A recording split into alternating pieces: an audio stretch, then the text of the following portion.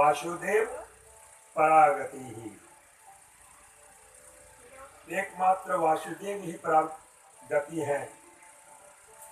आज की कथा आपको प्रजापति दक्ष की कन्या सती के गति में सती का हो जाना, महादेव जी का रोष, यज्ञ का विध्वंस होना और ध्रुव जी का वनगमन, ये कथा है। पहले आप प्रजापति को जाने की प्रजापति कौन थे? प्रजापति कौन? ये प्रजापति ब्रह्मा के ही पुत्र हैं। किनके पुत्र हैं? ब्रह्मा के पुत्र हैं। हाँ, ब्रह्मा के पुत्र हैं। जब मैथुनी सृष्टि करने का हुआ, क्योंकि ब्रह्मा ये मानस पुत्र को उत्पन्न किए थे। कल आप लोगों को मैंने बताया कि 10 ऋषियों को उन्होंने पैदा किया था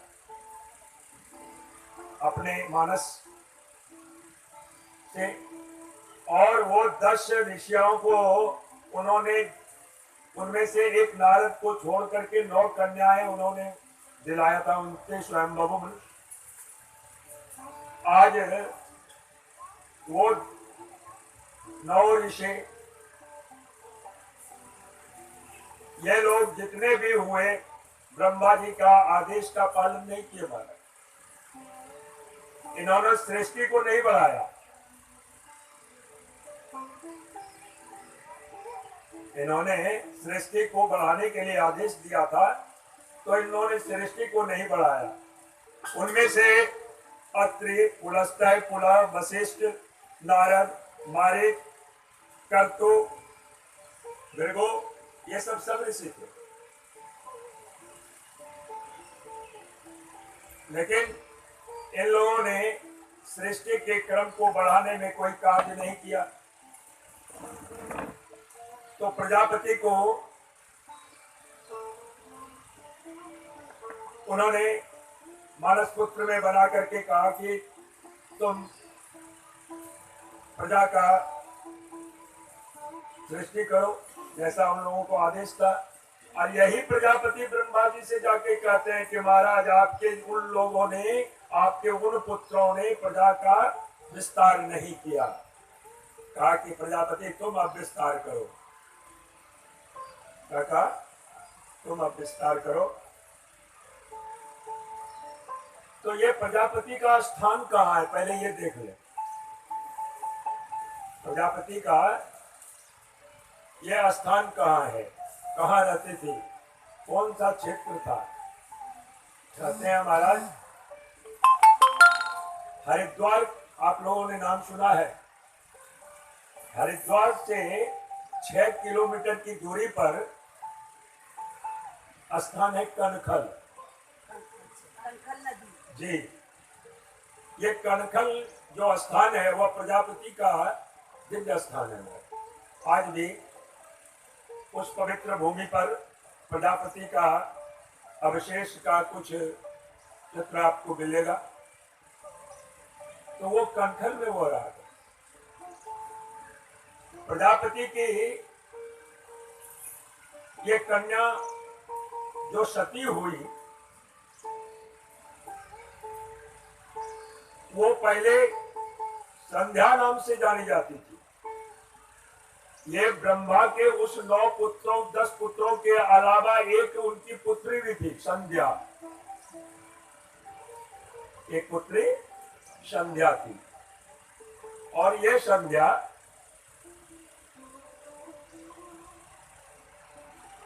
भाइयों से कहा, वशिष्ठ से, कि ये युवा अवस्था को प्राप्त होकर के जीव यहाँ पर काम की जो वासना करते हैं वैसा इसको बनाना चाहिए। कहा कि ये काम भगवान शंकर ही कर सकते हैं। कौन कर सकते हैं? भगवान शंकर ही कर सकते हैं। तो इसलिए पहले भगवान शंकर के लिए एक नाम हम लोग कुछ थोड़ा सा ले लेते हैं, छोटा सा। हर हर हर महादेव त्राहि त्राहि मां शरणागतम्। हर हर हर महादेव त्राहि त्राहि मां शरणागतम्। हर हर हर महादेव त्राहि त्राहि मां शरणागतम्। त्राहि त्राहि मां शरणागतम्। त्राहि त्राहि मां शरणागतम्। हर हर हर महादेव त्राहि त्राहि मां शरणागतम्। महाराज पहले शरणागत को भी हम जान लें, ये शरणागत क्या होता है, शरणागति कैसे मिलती है और कैसे वो संध्या भगवान की शरणागति को प्राप्त करके भगवान को प्राप्त कर ली। नहीं कहते हैं नहीं कि भगवान का शरणागत हो जाओ।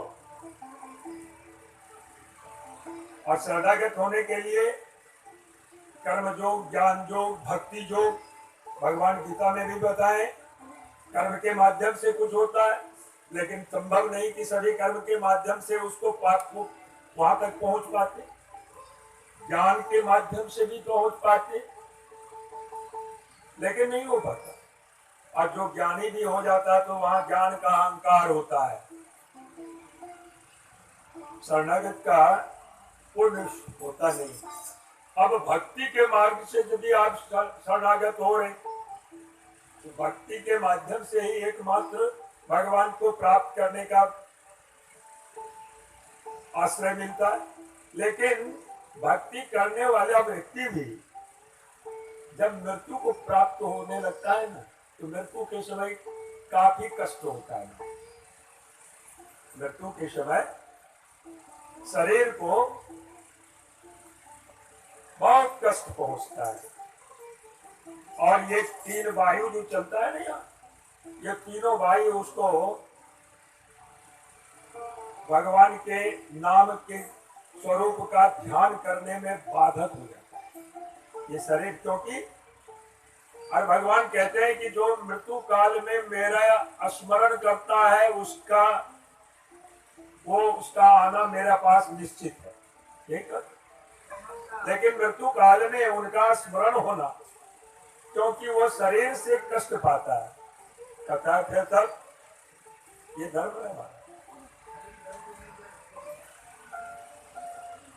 तो भक्ति के मार्ग से संभव है कि आप स्मरण बन जाए, लेकिन पूर्ण शरणागत वहां पर भी तभी हो जाता है जब अपने आप को। तो शरणागत के लिए भगवान गीता में एक जगह बहुत बढ़िया बात करें। क्या कहें? सर्वधर्मान परित्यज्य मामेकं शरणं व्रज अहं त्वां सर्व पापेभ्यो मोक्षयिष्यामि मा शुचः। क्या कहते हैं? सर्वधर्मान परित्यज्य, सभी धर्मों का तुम परित्याग कर दो अर्जुन।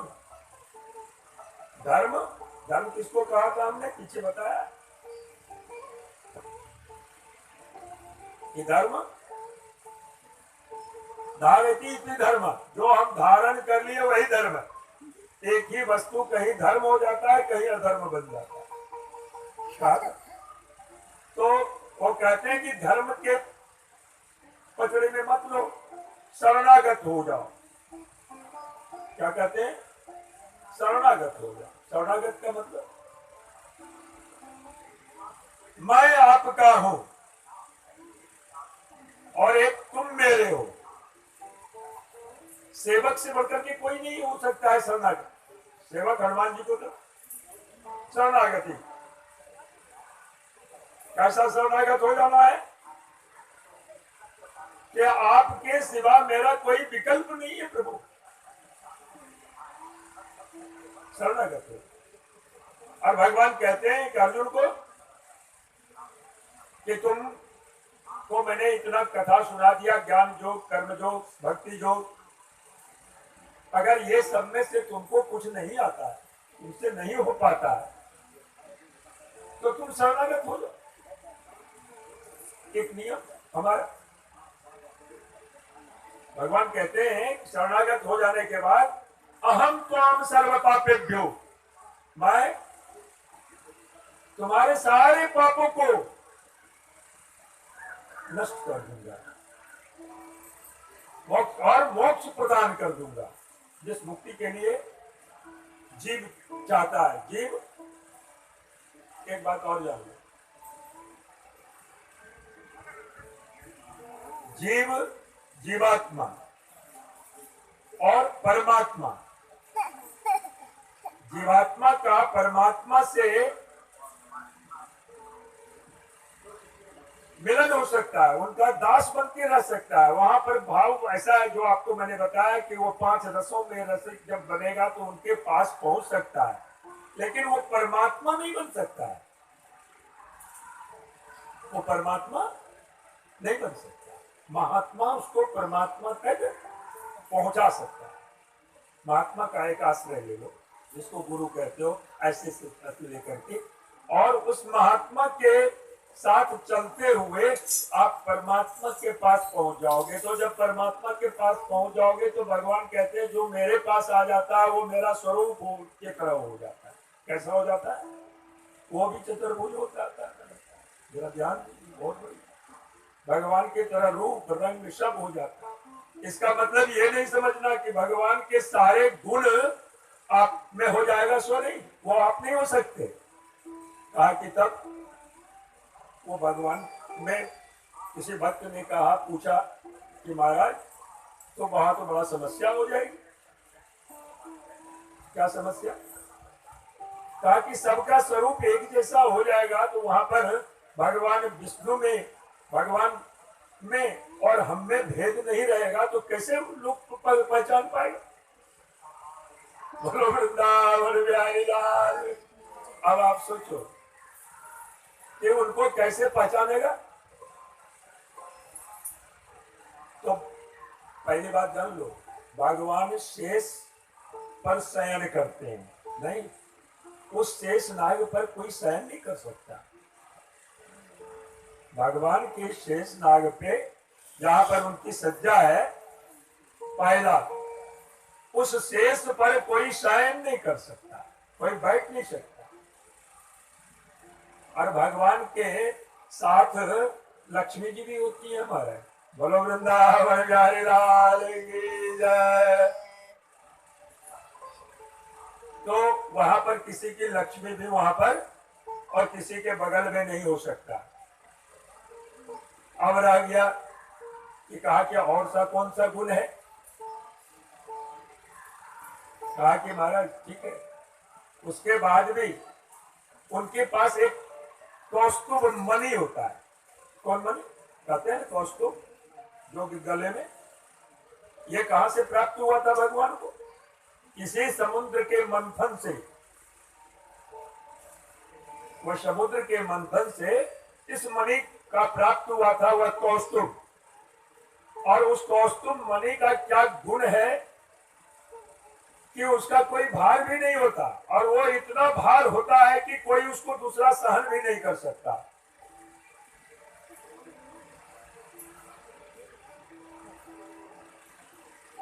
तो कैसे? तो वो कौस्तुभ मणि है क्या? जब वो मंथन हुआ था ना, तो कौस्तुभ मणि निकला था उस मंथन से, और कौस्तुभ मणि को सभी देवता पाने के लिए चल पड़े, लेकिन कोई भी उस मणि को उठा नहीं पाता था, कोई भी देव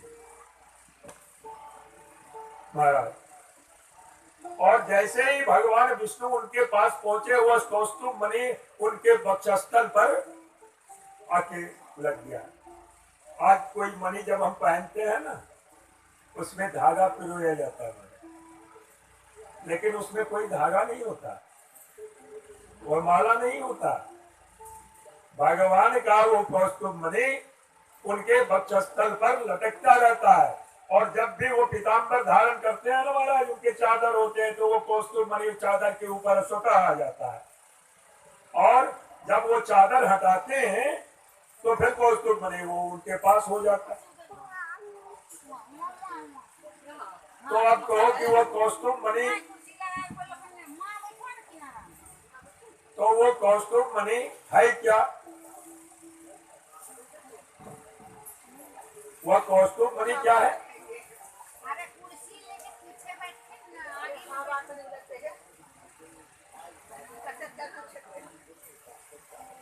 वह कौस्तुभ मणि क्या है? तो संपूर्ण ब्रह्मांडों का, समस्त ब्रह्मांड का, है कि समस्त ब्रह्मांडों में तो समस्त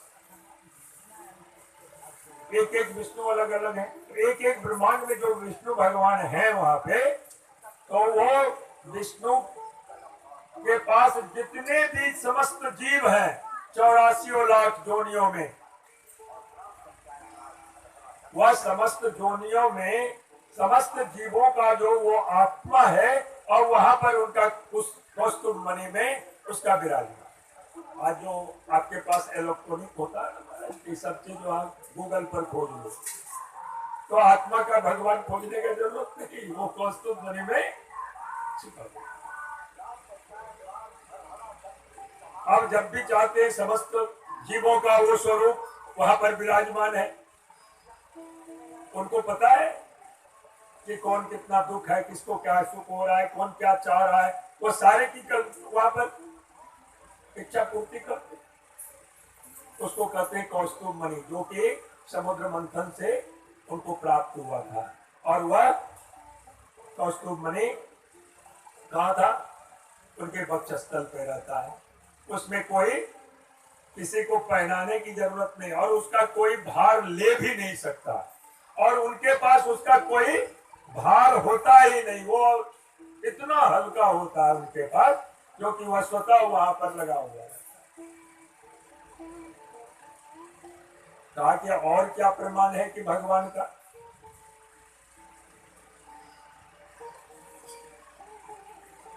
कहा कि और क्या प्रमाण है? एक तो हुआ कि वो शेषनाग जिस पर वो शयन कर, दूसरा हुआ लक्ष्मी जी, और तीसरा हुआ वो कौस्तुभ मणि, चौथा हुआ वत्स का चिन्ह। ये वत्स का चिन्ह क्या होता है? कहते हैं भगवान की वत्स का चिन्ह जो उनके दाहिने साइड में वहां लगा हुआ है, वो क्या होता है? महाराज उनके हृदय पर दाहिने तरफ एक सुनहरी सी रेखा है। वह रेखा किस आकार में? अंग्रेजी में 6 कैसे लिखते हो, या हिंदी में 7 कैसे लिखते हो, वैसा ही ये उनके दाहिने वक्षस्थल पर बना हुआ 7 का चिन्ह जैसे रहता है, तो वो सुनहरी रेखा से बना हुआ है, वह उनका वत्स चिन्ह। ये किसी और में नहीं होता। आप जितने पार्षद यहाँ से भगवान के पास जाते हैं ना, ये गुण उसमें नहीं होते। और पांचवा, और वो पांचवा क्या है? कल आपको बताया था कि भगवान भृगु मुनि को वहां पर जाकर के अपने पैर से आघात लगा दिया था जानने के लिए, तो वो चरण चिन्ह, ये 5 उनके पहचान है महाराज। बोलो वृंदावन बिहारी लाल की। अब ये भगवान के अपने स्वरूप है, और यहाँ से जितने भी जीव जाएंगे ना, उनका अपना अपना स्वरूप होता है, जो कि पहचान भगवान उसमें भी पहचान क्या है कि उनके उस वहां जो कौस्तुभ मणि है, उस कौस्तुभ मणि में समस्त ब्रह्मांड के जितने भी जीव हैं वह आत्मा वहां से विराजमान है। उनका वो अंश उससे जिससे कि वो निकला है उसी से महाराज, ये कहीं और नहीं रहता, उनके पास वो लगा हुआ रहता है, उनकी पहचान है। तो ये बहुत अच्छा, इसलिए भगवान को ही कहते हैं। कौन से तत्व है रोज आप लोगों को संकल्प दिलाते हैं, नहीं, ये भगवान ही एक तत्व, वह तत्व है जिसकी जिज्ञासा करनी चाहिए, जिसके बारे में प्रथम दिवस में ही बताए थे चतुश्लोकी भागवत में। तत्व जिज्ञासुनात्मना अन्वय व्यतिरेकाभ्याम जतस्यात् सर्वत्र सर्वदा, जो सब जगह सभी अवस्थाओं में प्राप्त हो सकते हैं कहते। तो वो भगवान विष्णु, इसलिए आज हम भी जो नाम लेते हैं वो कौन तत्व है, वो भगवान है। इसीलिए संकल्प में भी कहते हैं, क्या कहते हैं, हरि ओम विष्णु विष्णु विष्णु, उस वही हरि, वह तत्व की जिज्ञासा करनी चाहिए। और भगवान विष्णु में और भगवान शंकर में कोई पार्थक्य नहीं माना, फिर भी उन्हीं के स्वरूप से होकर के उनकी सृष्टि के संचालन में उनका एक काम है संहार करना। आज उन्हीं शंकर भगवान की पत्नी सती, जिनका की यज्ञ में अपने को सती बना ली थी, उसकी कथा है कि ये प्रजापति, तो ये भी ब्रह्मा के ही पुत्र हैं। और वो 10 ऋषि जिसके विषय में भी बताया, उन लोगों को अलावा एक उनकी एक पुत्र थी संध्या, तो वो संध्या भी सती हुई। भगवान शंकर का उन्होंने मंत्र दिया वशिष्ठ से, जब पूछा भाई से कि कैसे प्राप्त करें यौवन अवस्था का और कैसे प्राप्त किया जाए उसका आनंद के लिए, और ये मैथिली सृष्टि में चले, क्योंकि वहां पर सृष्टि बढ़ भी नहीं रही थी। तो वशिष्ठ ने कहा कि वो तो भगवान शंकर ही कर सकते हैं, इसलिए बोलो वृंदावन बिहारी लाल की। अब उस भगवान शंकर की उपासना के लिए उन्होंने कहा कि तुम पंचाक्षर का नाम जाप करो। अब संध्या पंचाक्षर का नाम जाप करने लगी। ओम नमः शिवाय, क्या, ओम नमः शिवाय, ये जाप करते करते उसकी जब तप पूरा हुआ, भगवान शंकर खुश हुए। उन्होंने भी जाना कि अब कैसे सृष्टि के क्रम को बनाया जाए। भगवान शंकर संध्या के पास आए, कहा कि कन्या तुम्हारा क्या इच्छा है। कहा कि भगवान मैं सृष्टि के लिए ही आपको ही वरण करना चाहती। कहा कि ऐसे तो होगा नहीं, तुमको प्रजापति के गर्भ से उत्पन्न होना होगा और 1000 वर्ष बाद प्रजापति की कन्या हुई। कितनी, पहला तो 10,000 पुत्रों को जन्म दिया। उसको नारद जी ने सबको कहा कि तुम लोग ये प्रजापति कह रहे हैं तुमको सृष्टि करने, बेवकूफ बना रहे हैं, कहाँ संसार में फंसोगे। नारद जी कह करके उसको भी बड़ा क्रोध आया प्रजापति को। वो नारद से आकर के बात की, कहे कि ऐसा क्यों कर रहे हैं। फिर भी दूसरी बार उन्होंने 1000 पुत्रों को जन्म दिया। फिर 1000 पुत्र भी उनको नारद जी ने भेज दिया। अब सृष्टि कौन करे, बढ़े कैसे। कहा कि ऐसे नहीं, तो 60 कन्याओं का उन्होंने फिर से जन्म दिया महाराज। बोलो वृंदावन बिहारी लाल। उसी में ये उमा जो सती हुई उनका भी जन्म हुआ। और उनको फिर नारद जी आकर के कहे कि महाराज वो तो कहते हैं कि बनो तो त्रिपुरारी, दूसरे को तो मैं वरण कर नहीं सकती। फिर उनको उन्होंने कहा कि तुम अब उनके लिए तपस्या करो। अब तपस्या की महाराज, वो भी तपस्या में इतनी संलग्न हो गई कि तप करते करते भगवान शंकर को फिर से वो प्रसन्न कर ले। बोलो वृंदावन बिहारी लाल की जय। हर हर महादेव। अब महादेव जी आकर के कहते हैं, बोलो तुम्हारी मनोकामना पूर्ण होगी। महाराज उस समय दक्ष प्रजापति भी बड़ा सोचे कि उनके साथ विवाह कर दें। उन्होंने उनके साथ विवाह कर दिया और जब विवाह हो गए तो ये रहने लगे। भगवान शंकर के वेशभूषा से लेकिन दक्ष प्रजापति खुश नहीं थे।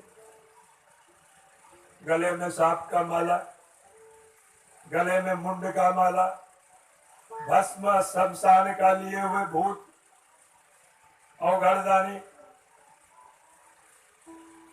बड़ा उनको विचित्र लगे कि जब हमारे सभी जमाई में से एक जमाई ऐसे हैं। एक बार यज्ञ किए, उस यज्ञ में वहां पर सभी कोई, यज्ञ में महाराज सबके अधिकार होता है, अपना अपना भाग होता है। ब्रह्मा के लिए निकाला जाता है, विष्णु के लिए निकाला जाता है, वरुण आदि देवताओं के लिए निकाला जाता है, सबके लिए अपना अपना भाग होता है। जैसे यहाँ पर पूजन करते हैं तो अपना भाग होता है। सभी कोई अपने अपने प्रजापति का यज्ञ था। फिर कहना क्या, प्रजापति ने यज्ञ में उन लोगों में से सबको बुलाए, ये भी आए, महादेव भी गए और ब्रह्मा जी भी गए। महाराज ब्रह्मा जी का तो वो पुत्र थे, लेकिन ब्रह्मा जी के बगल में महादेव जी को बैठा देख करके प्रजापति को लगा कि ये तो बड़ा ठीक नहीं। उनके ऊपर गुर्रा करके आंखों से देखा उन्होंने। और क्यों देखा, वरुण इत्यादि जितने देवता थे सभी कोई उनका, जैसे ही वो सभा में उपस्थित हुए सभी को उनका सम्मान किया, खड़े हो गए। ये तो महादेव है, अपने ही कहते हैं मैं सोहम, मैं ही हूँ। कौन है, मैं तो हूँ, मेरे से बढ़ के कोई नहीं। जैसा कल कहा था, कहा आपके पिता कौन है, तो गया तो ब्रह्मा जी है। शादी के समय कहे पितामह कौन है, कहा मैं ही हूँ अपने स्वयं, दूसरा कोई नहीं। बोलो अब महाराज कहा कि यह तो हमको प्रणाम भी नहीं किया। उनको वहां से बहुत बुरा लगा कि सभासद में हमारा अपमान किया इसने। महाराज जिस यज्ञ के लिए बुलाए गए थे वो 1000 वर्ष में पूरा होना था। कितने दिनों में? 1000 वर्ष। उस यज्ञ के लिए तो कोई बात नहीं, जब बुलाए गए हैं तो आ गए हैं तो दिया, उसमें तो कुछ नहीं हुआ। फिर जब 12 वर्ष के बाद 12 देवताओं के वर्ष मारे, उसके बाद 12 वर्ष के लिए फिर यज्ञ किया। और जब वो यज्ञ करने लगे तो भगवान शंकर का भाग ही नहीं लगाया। बोलो हर हर महादेव। और जब ब्रह्मा, ये भगवान शंकर को प्राप्त की थी उमा, और जब उनको कहा था बनने के लिए तो प्रजापति की पुत्री बन करके जब आना था, उसी समय कहा था कि तुमको भी उसमें सती हो जाना पड़ेगा। ये मेरा बोलो वृंदावन बिहारी लाल। अब भगवान शंकर की क्या मारा, ध्यान दो। अब यज्ञ में सभी कोई उपस्थित, सभी देवता, ब्रह्मा विष्णु महेश वरुण अग्नि वायु सब उपस्थित है। और भगवान शंकर क्या कोई भाग नहीं, वो आए ही नहीं। आकाश मार्ग से देवताओं को जाते हुए देखा पार्वती ने। ये कहां जा रहे हैं? मालूम हुआ कि ये तो मेरे मैके को जा रहे हैं सब कुछ। अब बताओ, कोई पुत्री कोई कन्या का मैके में विवाह शादी यज्ञ हो और उसको ना बुलावे, सभी कन्या को बुलाया जाए और उसको ना बुलावे, थोड़ा दुख लगेगा कि? पार्वती को फिर भी उसका ही नहीं। जाके भगवान शंकर से कहते हैं कि महाराज ऐसा करें, लग रहा है